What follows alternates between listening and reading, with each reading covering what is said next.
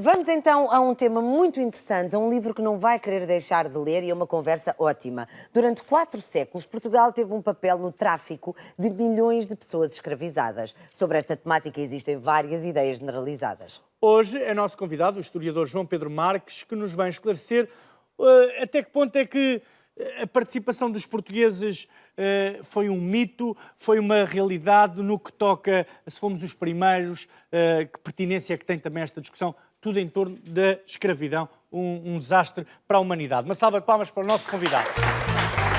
Bem-vindo. Ora, viva. Ora bem, para nós é um prazer ter aqui um historiador, ainda mais um historiador como o João Pedro Marques, que é especialista nesta área, e nós sabemos que estamos intimamente ligados em termos históricos a esta questão da escravatura dos africanos. No entanto, e como quase tudo o que acontece e que se fala e que a pessoa não pesquisa, há muitos mitos e há muitas verdades, não é? O que é que o levou a escrever este livro de perguntas e respostas? Boa tarde a todos. Bem-vindo. Basicamente foi o facto disto se ter começado a politizar, depois do Presidente da República, Marcelo Rebelo de Sousa, ter ido ao Senegal, ter feito lá umas declarações que foram imediatamente atacadas por um certo setor da nossa sociedade. Mas relembre-nos que declarações foram essas, professor, para que possamos entender. É um sítio de peregrinação onde se espera que os líderes ocidentais peçam desculpa pelo facto de, no passado, os países ocidentais terem estado envolvidos nesse tipo de atividade. Certo. E o Presidente Marcelo Rebelo de Sousa foi lá e lamentou profundamente a existência do tráfico de escravos, mas lembrou que foram os ocidentais que acabaram com o tráfico de escravos, o que é uma verdade irrefutável. E, portanto, não pediu desculpa. Não pediu formalmente desculpa. Disse aquilo que, do meu ponto de vista, é correto dizer. Foi uma coisa horrível, o tráfico de escravos. Lamentável. E que continuou o tráfico de escravos africanos para as Américas, não é? Certo. Porque existiram muitos outros tráficos de escravos e, infelizmente, ainda existem sucedâneos disso. Mas como não pediu formalmente desculpa, como, aliás, os líderes ingleses, os governantes ingleses, norte-americanos, já também não o fazem, foi altamente atacado. E eu fui escrevendo vários artigos na imprensa e depois achei, por aquilo que estava a ler, que havia tantas ideias erradas, misturadas com ideias certas, que se calhar fazia sentido escrever um pequenino livro, o mais didático possível, organizado em torno de 24 perguntas a que eu procuro dar resposta, com a finalidade de informar um pouco mais as pessoas sobre estas questões. Bom, João Pedro Marques, feito aqui este prefácio à nossa conversa, quais são os maiores mitos, no seu entender, e aqueles que devem ser esclarecidos relativamente à escravatura e ao nosso protagonismo enquanto país e enquanto pátria lusa? São tantos, não é? Mas vamos lá selecionar aqui alguns. Vamos aqui selecionar, até no contexto do nosso programa, o programa da tarde, aquele que lhes parece mais pertinente e nós depois... O primeiro é aquele que Portugal inventou a escravatura. Não é verdade. A escravatura, infelizmente, é uma prática que está historicamente atestada desde 3000 antes de Cristo, quer dizer, desde que temos civilizações e atestados de civilizações com o registro historiográfico e nós temos prova de que existiu. Desde que a história é história e deixou de ser pré-história. Exatamente. Portanto, desde no Egito Antigo, na Suméria, já temos. Não é verdade. Agora, houve várias modalidades, não é? E, portanto, os portugueses são muitas vezes apresentados como os inventores desta coisa catastrófica, mas, na verdade, os portugueses o que fizeram foi transpor para aquele novo espaço, que era o Atlântico, que se acabava de abrir e de descobrir, práticas que tinham vindo a ser praticadas ao longo do tempo e, ultimamente, estavam associadas à produção de açúcar. No Mediterrâneo, sobretudo os italianos, que aprenderam na Terra Santa, durante as cruzadas, como é que se produzia açúcar a partir da cana e que era necessário trabalho intensivo para produzir açúcar. Porque a cana, depois de esmagada, se não for imediatamente processado o suco, azeda, seca, deixa de ter préstimo, não é? E, portanto, começou-se a associar aí o trabalho intensivo, o trabalho escravo, à produção de açúcar.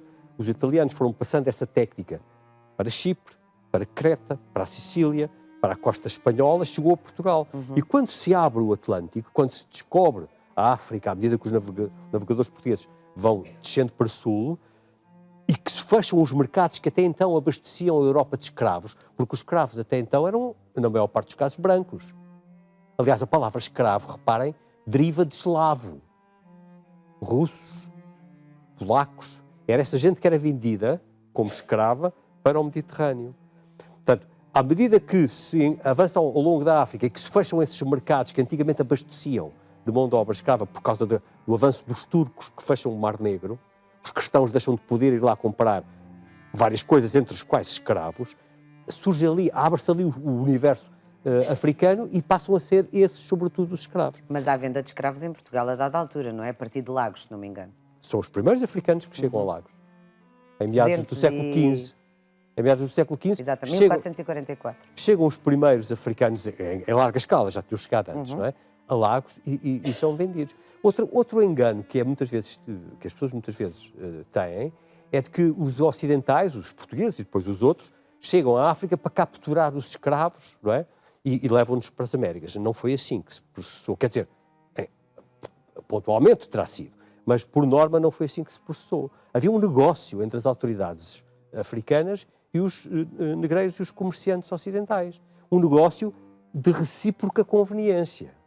Sim, mas estão pessoas envolvidas no negócio, não é? Certo.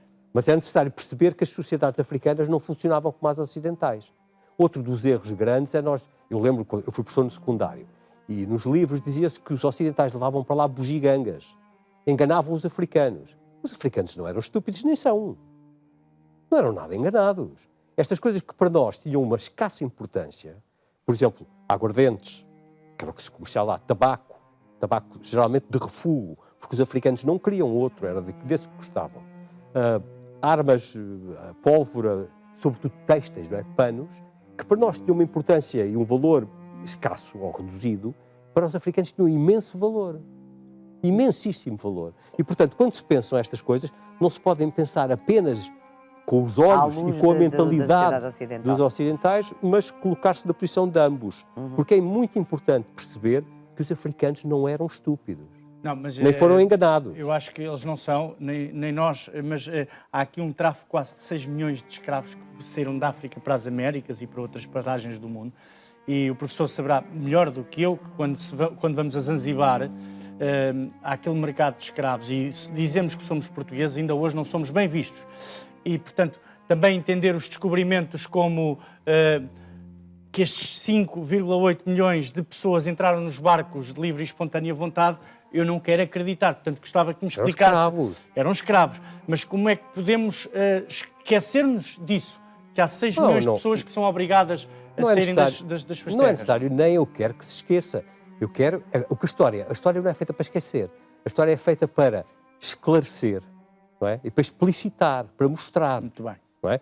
E, portanto, o que é necessário perceber é que aquelas pessoas eram entregues aos ocidentais como escravas.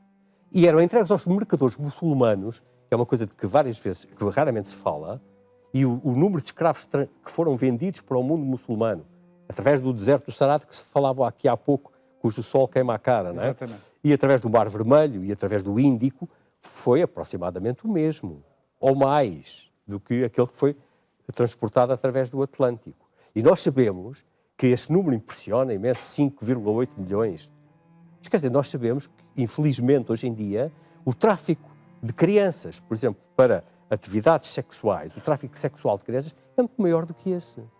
Portanto, são coisas aterradoras. Estes números esmagam. Mas é necessário esclarecer as pessoas e colocar as coisas em perspectiva. Mas, professor, quando nós olhamos para este livro e percebendo claramente que estamos perante 24 dúvidas e 24 tentativas de esclarecimento dessas mesmas dúvidas, o professor aqui diz logo claramente que, obviamente, não estamos a falar de um manual grande sobre escravatura, até porque ele não poderia ter este tamanho, é apenas uma tentativa de resolução de alguns mal-entendidos que vão surgindo.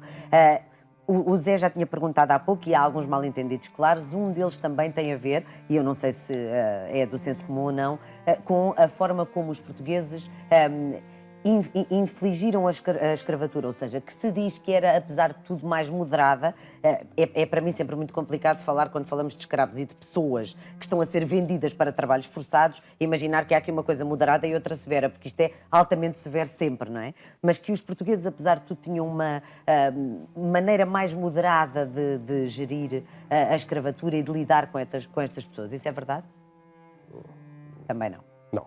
É muito difícil, como diz, fazer esse tipo de balanço. Claro. Não é? Qual é o sistema mais brutal? Terá sido aquele que se fez na América? Terá sido aquele que os romanos tinham? Terá sido... É difícil, porque aquilo que caracteriza um escravo, sobretudo, é a vulnerabilidade. Claro. Quer dizer, são pessoas que estão desinseridas das suas sociedades de origem e que podem ser vendidas. A favorita do harém do sultão, a mulher mais poderosa, se calhar, naquele contexto, de um momento para o outro pode ser vendida e morta. Isto é que é a fragilidade dos escravos. O sistema que se criou, que os ocidentais criaram, os portugueses e os outros, nas Américas, foi, regra geral, brutal. Mas também havia muitas libertações. Muitos escravos que eram libertos, não é? Que ganhavam a sua liberdade. Outros sistemas tinham muito... Talvez fossem mais meigos, é uma força de expressão, menos duros, não é? Mais complacentes, mais moderados, mas libertavam muito menos os escravos. Portanto, este balanço é difícil. Agora, a escravidão é a escravidão, quer dizer, não há aqui paninhos quentes. Claro. Foi um sistema particularmente brutal de exploração do trabalho e, enfim, de outras atividades humanas. Professor João Pedro Marques, só para percebermos, não é possível dourar a pílula dos descobrimentos com aquilo que foi feito de mal. Estou eu a perguntar-lhe, se não... Pílula? Os descobrimentos foram uma coisa extraordinária. Foram extraordinárias, mas foram aterradora para outras pessoas. Todas as coisas humanas são. Portanto, temos sempre dois lados da moeda, Temos não sempre é? dois lados, quer dizer, isto não há almoços grátis, como se diz. Quer dizer, os descobrimentos foram uma coisa espantosa. Tem uma parte cruel, tem uma parte negativa, não é? E tem uma parte esperançosa e uma parte benéfica para o mundo. Quer dizer, esta coisa de olhar apenas para um dos lados das coisas, esquecendo o outro... O registro que fica na história dos vencedores. Os vencidos raramente contam a história também, não é? Contam. Sim. Contam muitas vezes a história. O registro dos vencedores é o registro da memória, que é uma coisa ligeiramente diferente da história. A memória é tendenciosa, apaga o que não convém. O historiador compara tudo, compara todos os testemunhos, faz o balanço de tudo, do que convém e do que não convém. E depois tenta chegar a uma imagem global. Mas um historiador não apaga os vencidos. Desde que eles tenham deixado registro, e alguns escravos deixaram registro, poucos, não é? Poucos sabiam ler, era proibido, a regra geral, ensinar um escravo a ler e a escrever, por causa da difusão de reações adversas, não é? Mas, quer dizer, o historiador considera isso tudo. Sim. Nós não queríamos deixar de passar esta conversa sem falar sobre o Padre António Vieira, que de resto, bom, esta expressão é maravilhosa, mas se fosse vivo teria comemorado 410 anos, se não me engano, qualquer coisa do género, a semana passada, mas também muito se falou sobre isso na altura, precisamente porque, e houve uma polémica grande também em Lisboa acerca disso, que era visto enquanto esclavagista seletivo. Qual é a sua opinião sobre isto? Isso é uma forma, enfim, muito pouco hábil de pôr as coisas. O Padre António Vieira era um homem da Igreja, era um homem do século XVII. A maior parte dos homens da Igreja e dos homens dessa época tinham um duplo critério relativamente à escravidão. Achavam que a escravidão dos índios era inconcebível e não podia tolerar-se. Porquê? Porque os índios pareciam pessoas próximas do Jardim do Éden, próximas do paraíso terrestre. Eram pessoas, olhou-se para aquela gente como se nem conhecessem o pecado. Enquanto que os africanos, pelo contrário, os africanos pertenciam ao velho mundo. Muitos deles eram muçulmanos. Um mundo que já tinha estado sujeito à evangelização dos apóstolos. Um mundo que conhecia a escravidão, porque os africanos já conheciam a escravidão antes dos europeus lá terem chegado. E, portanto, estabeleceu-se aqui um duplo critério. Agora, o Padre António Vieira lamentava profundamente a escravidão dos africanos. Profundamente. Era qualquer coisa que o impressionava. Agora, ele achava que tinha que haver alguma razão. O Padre António Vieira explicava ao mundo a partir da vontade de Deus. Como padre que era. Como padre que era jesuíta. E, portanto, e como a maior parte das pessoas na época. E, portanto, ele achava que tinha que haver alguma razão, algum propósito divino para que se pudesse infligir aquele castigo àquelas pessoas. Ele procurou racionalizar isso. Encontrar a razão pela qual Deus sujeitava aquelas pessoas àquele tão duro tratamento. Agora, dizer que é um promotor da escravatura, como eu ouvi pai dizer e li, isso é uma completa asneira. Não é? Muito bem. João Pedro Marques, muito obrigado pelos esclarecimentos que nos veio Eu é que dar. agradeço. Obrigada. E, sobretudo, suscitar ainda mais dúvidas neste tema tão interessante. Mas olha, Uma se salva quiser de palmas resposta, já sabe, compra o livro. para o Estão aqui nosso algumas convidado. perguntas e Muito respostas. obrigado. Muito obrigada Tá, e um grande obrigado, aplauso. João tá, Pedro obrigado. Marques. Obrigada.